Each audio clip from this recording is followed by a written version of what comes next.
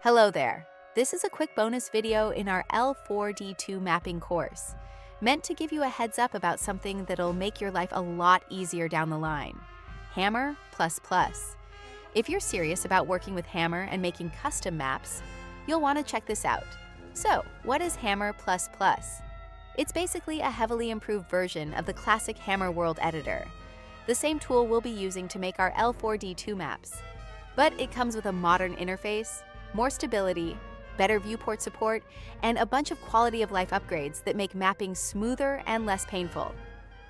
It's not an official Valve release, but it's widely used by source engine mappers. And yes, there's a version specifically made for Left 4 Dead 2. You can download Hammer++ directly from the official site.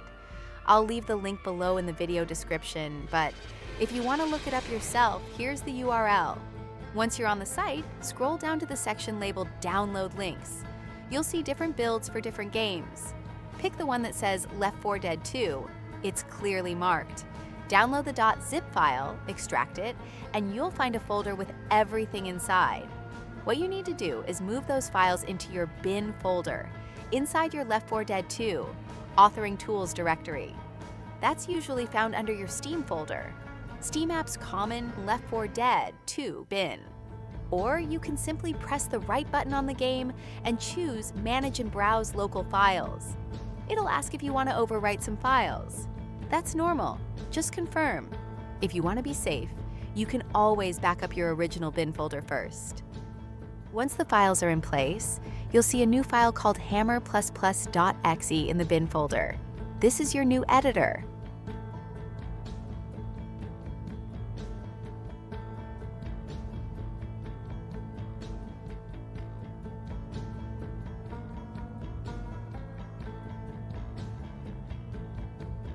Right-click on hammer++.exe and select Create Shortcut.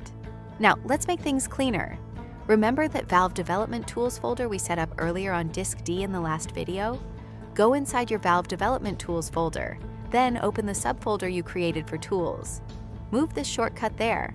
You'll now be able to launch Hammer++ directly from that spot, without digging into the Steam folders every time. This will help keep everything accessible and organized as we expand with more tools down the line. Hammer++ runs smoother, looks cleaner, and has features the default editor simply doesn't offer. From more accurate lighting previews to better camera controls and less crashing, it's a huge step up. Even if you're new, it's worth getting used to from the start. In this bonus episode, we installed Hammer++, integrated it into our workflow, and prepped for smoother development. You don't have to use it immediately. We're going to stick with the standard Hammer for our first lessons, just to keep things simple.